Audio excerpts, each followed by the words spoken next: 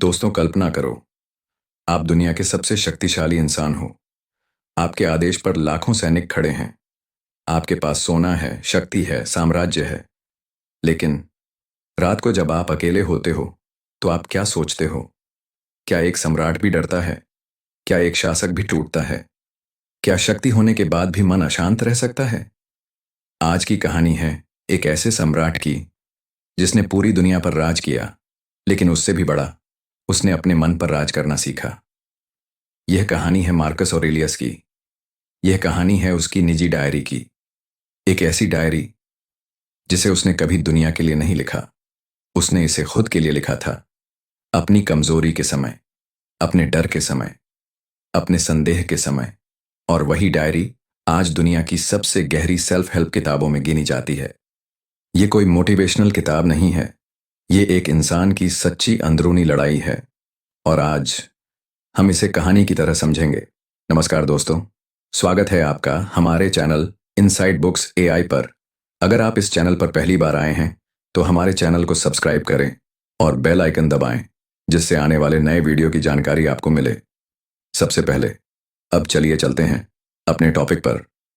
Chapter number 1, कृतज्ञता से शुरू होती महानता। रोम का महल, बचपन का एक शांत कमरा। मार्कस अपने जीवन की शुरुआत याद करता है। वह लिखता है, मुझे अपने दादा से संयम मिला, माँ से करुणा मिली, गुरु से धैर्य मिला, दोस्तों से सादगी मिली। वह कहीं भी यह नहीं लिखता मैं महान था। वह लिखता है, जो कुछ भी अच्छा है मुझ में, वह दूसरों की देन है। सोचिए, दुनिया का सबसे ताकतवर इंसान, लेकिन उसके अंदर अहंकार नहीं, आभार है। वह हर व्यक्ति को याद करता है जिसने उसे गढ़ा। जैसे एक मूर्तिकार पत्थर को तराशता है, वैसे ही लोगों ने उसे तराशा। इस पहले भाग में कोई दर्शन नहीं, कोई उपदेश नहीं, सिर्फ धन्यवाद है। और यहीं से असली सीख शुरू होती है। महान लोग अपनी सफलता का श्रेय खुद को नहीं देते। वे मानते हैं, मैं अकेला नहीं बना हूं। अगर हम अपने जीवन में देखें तो शायद हम भी वही हैं जो हमारे माता पिता, शिक्षक और संघर्षों ने बनाया। यह चैप्टर हमें सिखाता है कि अहंकार से नहीं, कृतज्ञता से विकास शुरू होता है। चैप्टर नंबर 2, सुबह की मानसिक तैयारी। सुबह होती है, सम्राट की नींद खुलती है, लेकिन वह तुरंत युद्ध, राजनीति या शक्ति के बारे में नहीं सोचता। वह खुद से कहता है, आज मुझे स्वार्थी लोग मिलेंगे, आज मुझे झूठे लोग मिलेंगे, आज मुझे ईर्ष्यालु लोग मिलेंगे, आज मुझे कृतज्ञ लोग मिलेंगे। यह शिकायत नहीं है, यह तैयारी है। वह खुद को मेंटली ट्रेन कर रहा है। वह समझता है, लोग गलत इसलिए करते हैं क्योंकि उन्हें सही का ज्ञान नहीं। जैसे अंधेरे में चलने वाला व्यक्ति ठोकर खाता है, वैसे ही अज्ञान में इंसान गलती करता है। अगर कोई मुझे अपमानित करे तो क्या मैं टूट जाऊंगा? नहीं, क्योंकि मैं जानता हूं वह भी प्रकृति का हिस्सा है, जैसे मैं हूं। यह सोच कितनी शक्तिशाली है। अगर हम सुबह उठकर खुद को तैयार कर लें कि आज चुनौतियां आएंगी, तो क्या हम कम टूटेंगे? यह चैप्टर कहता है कि दुनिया को बदलने से पहले अपनी प्रतिक्रिया को बदलो। तुम्हारे मन पर तुम्हारा अधिकार है, दूसरों के व्यवहार पर नहीं। और यही स्टोइसिज्म की नींव है। चैप्टर नंबर 3, वर्तमान ही जीवन है। रात का अंधेरा है, दूर कहीं सैनिकों की तलवारों की आवाज सुनाई देती है। युद्ध का माहौल है, लेकिन मार्कस अपने तंबू में बैठे हैं और वह किसी दुश्मन के बारे में नहीं सोच रहे। वह सोच रहे हैं, जीवन कितना छोटा है। वह लिखते हैं, तुम्हारा जीवन अभी है, अतीत जा चुका, भविष्य तुम्हारे नियंत्रण में नहीं। सोचो, हमारा कितना समय बीत जाता है या तो पछतावे में या चिंता में। मार्कस कहते हैं, अगर तुम्हें अभी यह काम मिला है तो उसे पूरी ईमानदारी से करो। न कोई दिखावा, न कोई बहाना। वह खुद को याद दिलाते हैं, तुम एक इंसान हो, तुम्हारा काम है मानवता के अनुसार जीना। मानवता के अनुसार जीना मतलब क्या? ईमानदारी, न्याय, धैर्य, कर्तव्य। अगर यह क्षण तुम्हारा आखिरी हो तो क्या तुम इसे ऐसे ही जीना चाहोगे? यह चैप्टर हमें झकझोरता है, कहता है, तुम्हें लंबा जीवन नहीं चाहिए, तुम्हें सही जीवन चाहिए।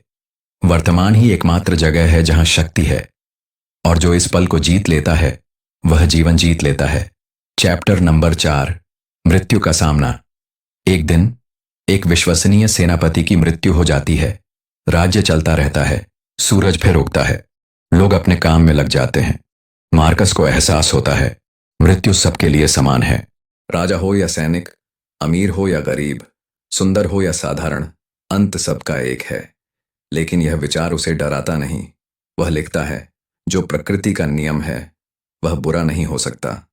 मृत्यु प्रकृति का हिस्सा है, जैसे जन्म है।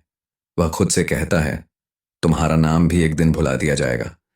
और यह सुनकर शायद हमें डर लगे, लेकिन मार्कस को इससे मुक्ति मिलती है। अगर सब कुछ नश्वर है तो फिर प्रसिद्धि का क्या, दूसरों की राय का क्या, अहंकार का क्या? ये चैप्टर हमें सिखाता है, मृत्यु को याद रखना जीवन को सही बनाता है। जब हम समझते हैं कि समय सीमित है तो हम छोटी बातों में उलझना छोड़ देते हैं। कोई तुम्हें अपमानित करे, क्या यह 10 साल बाद मायने रखेगा? नहीं। तो फिर आज क्यों तुम्हारी शांति छीन ले? मृत्यु का विचार हमें कमजोर नहीं करता, वह हमें स्पष्ट बनाता है। चैप्टर नंबर 5, बिस्तर से युद्ध। सुबह का समय है, ठंडी हवा है। मन कहता है, थोड़ा और सो जाओ। और यही वह क्षण है जहां एक सम्राट और एक साधारण इंसान एक जैसे हो जाते हैं। मार्कस खुद से बहस करता है। मन कहता है, तुम सम्राट हो, तुम्हें आराम मिलना चाहिए। वह जवाब देता है, क्या मैं आराम करने के लिए पैदा हुआ हूं या अपने कर्तव्य के लिए? वह लिखता है, मधुमक्खी शहद बनाती है, पक्षी उड़ते हैं, मनुष्य का काम है काम करना। यह अध्याय बेहद प्रैक्टिकल है। यह प्रेरणा की बात नहीं करता, यह अनुशासन की बात करता है।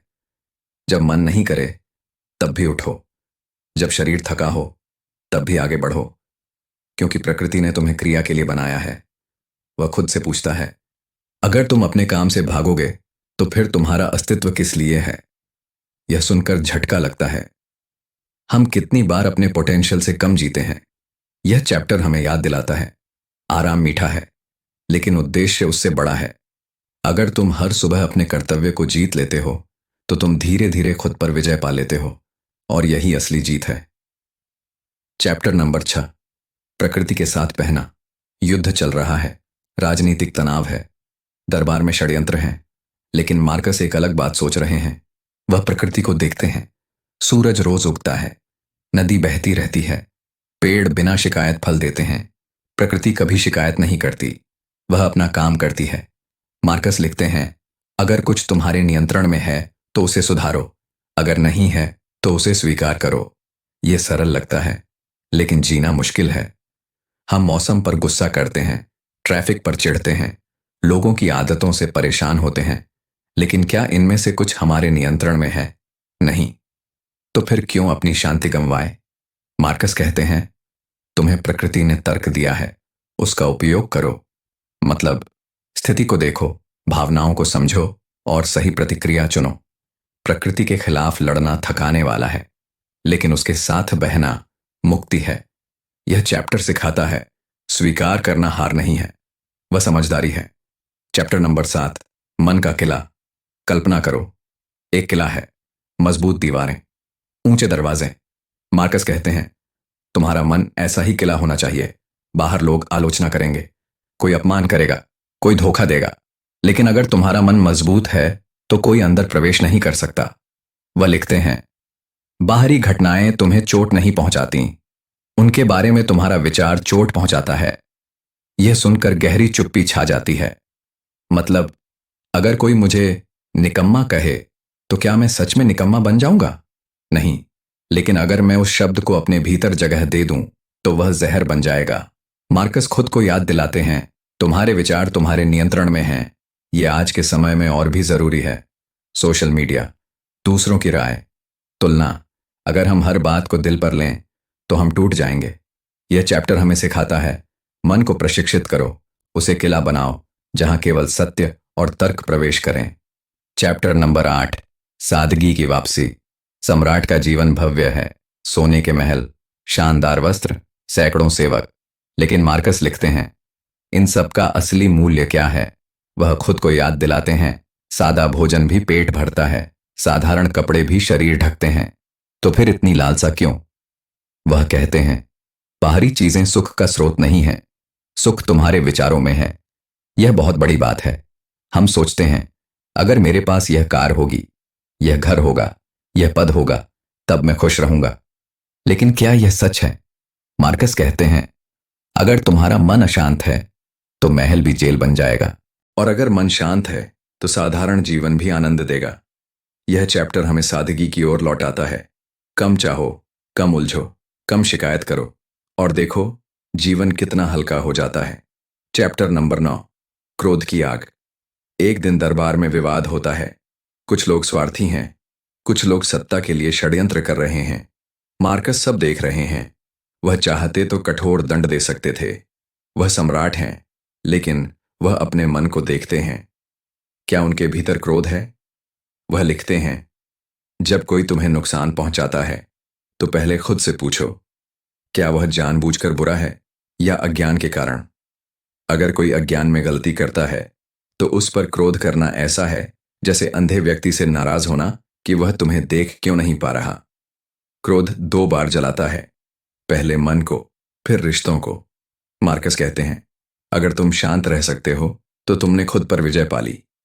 यह आसान नहीं है, लेकिन यही स्टोइक शक्ति है, क्योंकि बाहरी जीत अस्थाई है, अंदर की जीत स्थायी है। चैप्टर नंबर 10, आत्मा की ऊंचाई। अब मार्कस की सोच और गहरी हो जाती है। वह खुद से पूछते हैं, तुम्हारा असली स्वरूप क्या है? न तुम्हारा शरीर, न तुम्हारा पद, न तुम्हारी प्रसिद्धि। तुम्हारा असली स्वरूप है तुम्हारी तर्कशील आत्मा। अगर आत्मा मजबूत है तो जीवन का कोई भी तूफान तुम्हें गिरा नहीं सकता। वह लिखते हैं, तुम्हारी आत्मा अपमान से छोटी नहीं होती। वह केवल तब छोटी होती है जब तुम खुद को छोटा मान लेते हो। यह बहुत शक्तिशाली विचार है। अगर कोई तुम्हारी आलोचना करे तो क्या तुम टूट जाओगे, या तुम शांत रहकर खुद को देखोगे? क्या यह सच है? अगर हां तो सुधारो, अगर नहीं तो छोड़ दो। यह चैप्टर आत्मनिरीक्षण का अध्याय है। दूसरों को बदलने की कोशिश मत करो, पहले खुद को समझो। चैप्टर नंबर 11, समाज और करुणा। मार्कस कहते हैं, इंसान अकेले नहीं जी सकता। हम सब एक ही प्रकृति के हिस्से हैं। अगर कोई तुम्हारे साथ बुरा करे तो उससे नफरत मत करो, उसे समझने की कोशिश करो। क्योंकि जैसे शरीर के अंग मिलकर काम करते हैं, वैसे ही समाज भी मिलकर चलता है। अगर हाथ पैर से नफरत करे तो शरीर कैसे चलेगा? मार्कस सिखाते हैं, दूसरों की गलती से तुम अपने सिद्धांत मत छोड़ो। अगर कोई झूठ बोले तो तुम सत्य छोड़ दोगे? नहीं। अगर कोई धोखा दे तो तुम ईमानदारी छोड़ दोगे? नहीं। तुम्हारा चरित्र तुम्हारे हाथ में है। दुनिया चाहे जैसी हो, तुम अपने सिद्धांतों पर टिके रहो। यही असली नेतृत्व है। चैप्टर नंबर 12, अंतिम शांति। रात गहरी है, युद्ध की थकान है, शरीर कमजोर हो चुका है। मार्कस जानते हैं जीवन का अंत दूर नहीं, लेकिन क्या उन्हें डर है? नहीं। वह लिखते हैं, जब समय आए तो ऐसे जाओ जैसे पका हुआ फल पेड़ से सहज गिरता है। न शिकायत, न डर, न पछतावा। उन्होंने अपना कर्तव्य निभाया। उन्होंने अपने मन को प्रशिक्षित किया। उन्होंने क्रोध को छोड़ा। उन्होंने प्रकृति को स्वीकार किया।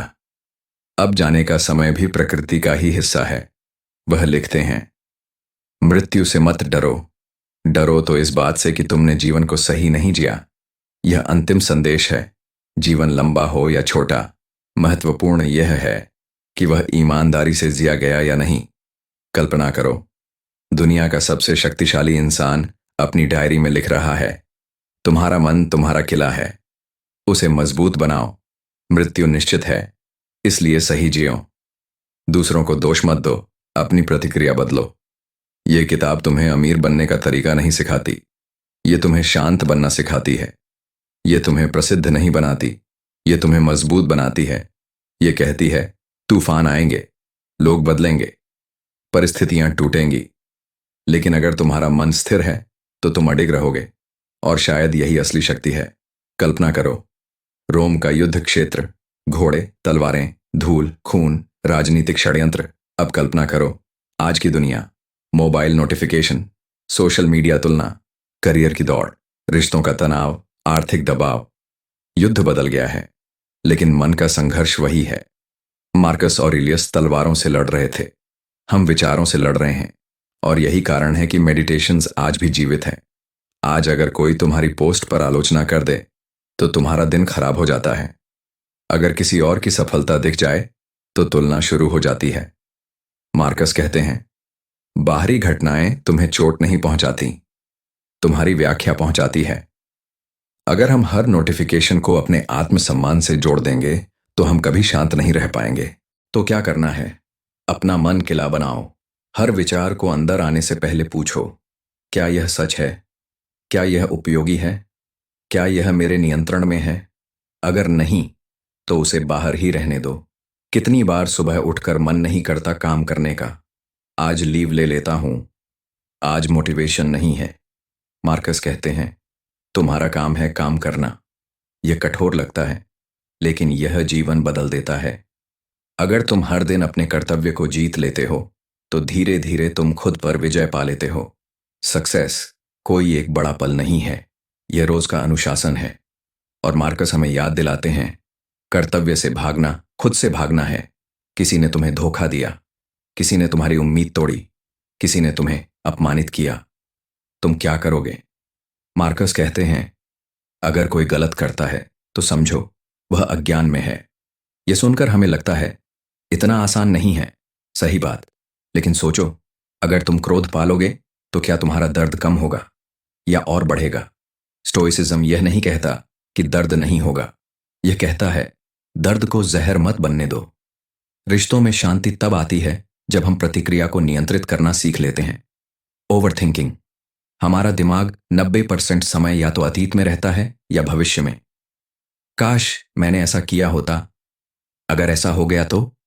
मार्कस कहते हैं, तुम्हारे पास केवल यह क्षण है। अगर अभी तुम ठीक हो तो सब ठीक है। भविष्य की कल्पना में दुखी होना ऐसा है जैसे किसी छाया से डरना। वर्तमान में जीना आसान नहीं, लेकिन यही मुक्ति है। आज की दुनिया कहती है और चाहिए, और कमाओ, और दिखाओ। मार्कस कहते हैं, सुख वस्तुओं में नहीं विचारों में है। अगर तुम्हें करोड़ों मिल जाए लेकिन मन अशांत रहे तो क्या फायदा? और अगर साधारण जीवन हो लेकिन मन शांत हो तो क्या वह कम है? यह त्याग की बात नहीं है, यह संतुलन की बात है। पैसा रखो, सफलता पाओ, लेकिन उसे अपनी पहचान मत बनने दो। जीवन की 4 बड़ी सीख, मेडिटेशन से अब तक की पूरी यात्रा से 4 गहरी सीख निकलती हैं। नंबर 1, तुम नियंत्रण में क्या रख सकते हो? अपने विचार, अपनी प्रतिक्रिया, अपना चरित्र, बाकी सब अस्थायी हैं। नंबर 2, मृत्यु को याद रखो, यह डराने के लिए नहीं, स्पष्टता के लिए। अगर आज आखिरी दिन हो तो क्या तुम इसे ऐसे ही जीना चाहोगे? नंबर 3, कर्तव्य पहले, मूड बाद में आएगा, प्रेरणा बाद में आएगी, पहले काम करो। नंबर 4, मन को प्रशिक्षित करो, जैसे शरीर को एक्सरसाइज चाहिए वैसे मन को दर्शन चाहिए। अगर तुम मन को बिना प्रशिक्षण छोड़ दोगे तो वह तुम्हें ही नियंत्रित करेगा। दोस्तों, आपको यह वीडियो कैसी लगी हमें कमेंट करके ज़रूर बताएं। अगर आपको कुछ सीखने को मिला है तो इस वीडियो को ज़्यादा से ज़्यादा शेयर करें और वीडियो को लाइक ज़रूर करें। हमारे चैनल को सब्सक्राइब कर लें जिससे ऐसे ही वीडियो आपको मिलते रहें। तो दोस्तों, मिलते हैं किसी और वीडियो में, तब तक के लिए नमस्कार, जय हिंद।